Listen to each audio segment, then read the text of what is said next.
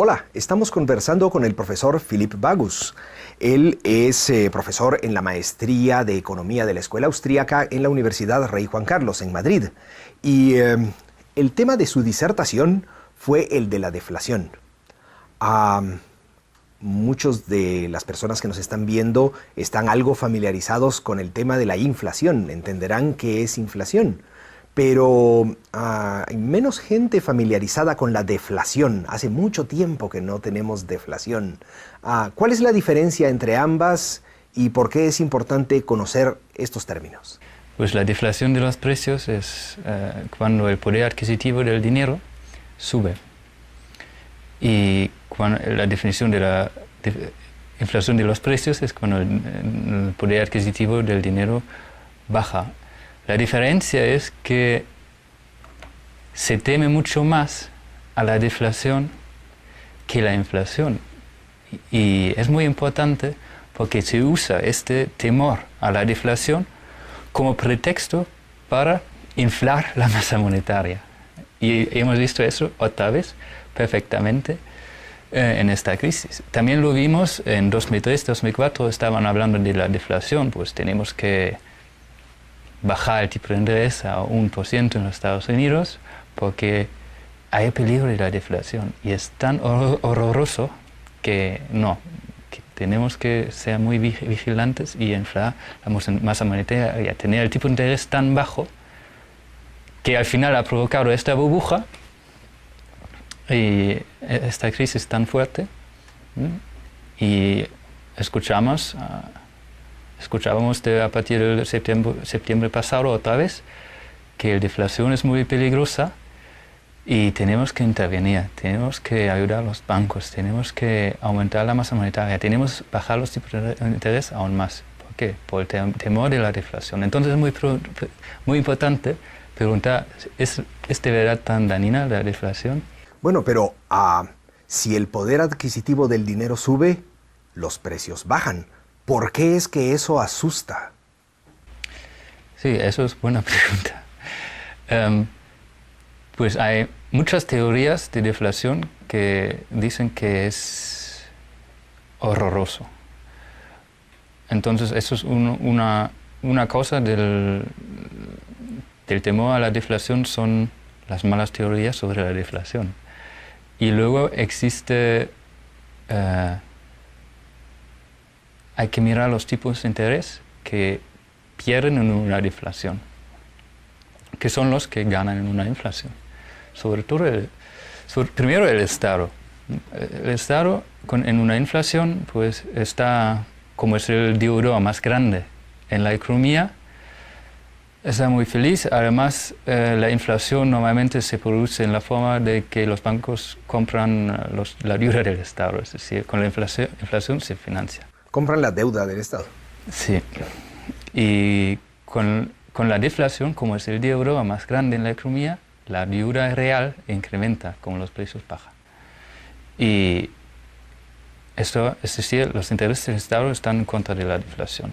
También perdedores de la deflación son los bancos, que es posible que en una deflación muchas empresas quiebran. También hay diferentes tipos de deflación o causas de la deflación, pero es posible que haya una contracción crediticia que empezó a haber una el año pasado también, pero lo bloquearon para que no había quiebras de bancas, más contracción crediticia que lleva más quiebras de bancas y así sucesivamente. Entonces los bancos están también muy en contra de la deflación. Ellos prefieren una inflación suave. Y también los otros grandes deudores, que son grandes empresas también. ¿Y cómo se refleja esto en las personas que tienen un empleo, en las familias? ¿Qué efecto tiene en las familias y los trabajadores? En una inflación, todos que tenemos dinero en nuestros bolsillos pierden. En una deflación, las pérdidas están más concentradas, como en los deudores grandes normalmente. Entonces, claro, cuando todos perdemos un poco, no hay una gran resistencia contra eso, pero si hay alguien que va a la quiebra, pues está muy interesado a formar un grupo de interés que empuja para la inflación. Y si bajan los precios, sabemos que todos a nosotros nos gusta esto, ¿no? ¿Qué está pasando hace décadas en el sector de la informática, por ejemplo, ¿no? Que los precios bajan y no hay ningún problema con eso. Y gana en una inflación los que tienen un sueldo más fijo, los pensionistas, por ejemplo, ¿no? La renta fija, los huérfanos y viudas, ¿no? Ellos ganan, y también los acreedores que ganan también, porque el valor real de las viudas sube y los acreedores reciben más. Entonces, los inversores pequeños ganan entonces. Ahora, esto parece un ciclo, pero ¿es malo el ciclo? ¿Cuál es la naturaleza del ciclo? El ciclo es malo porque hay un despilfarro una mala inversión de los escasos recursos de la sociedad. Y se provoca cuando hay una expansión crediticia de los bancos, cuando los bancos incrementan la masa monetaria y los tipos de interés bajan artificialmente. Y los empresarios son engañados porque piensan que hay más ahorros que realmente hay. Entonces, durante el auge es normalmente inflacionario. Hay una expansión crediticia, hay más créditos. Y cuando la gente realiza que no había suficientes ahorros y hay las malas inversiones, se ve más claramente que hay a ellas y quiebran las empresas, no pueden pagar sus créditos. Entonces, la expansión de los créditos se reduce porque no pueden pagar sus créditos y luego los bancos tienen pérdidas, no quieren dar más créditos. Cuando vencen los créditos no lo renuevan, entonces hay una tendencia a una contracción de los créditos. Entonces, nuevamente, como hay un crecimiento de la masa monetaria en la inflación con la expansión crediticia, también hay una reducción. Si la contracción crediticia es una causa de la deflación. Lo que pasa es en los últimos tiempos ya casi no pasa porque los bancos centrales no lo quieren permitir. Entonces, ¿qué hacen? Bajan más los tipos de intereses y intentan a combatir esta contracción crediticia que tiene buenos efectos, que es, por ejemplo, que purga más las malas inversiones.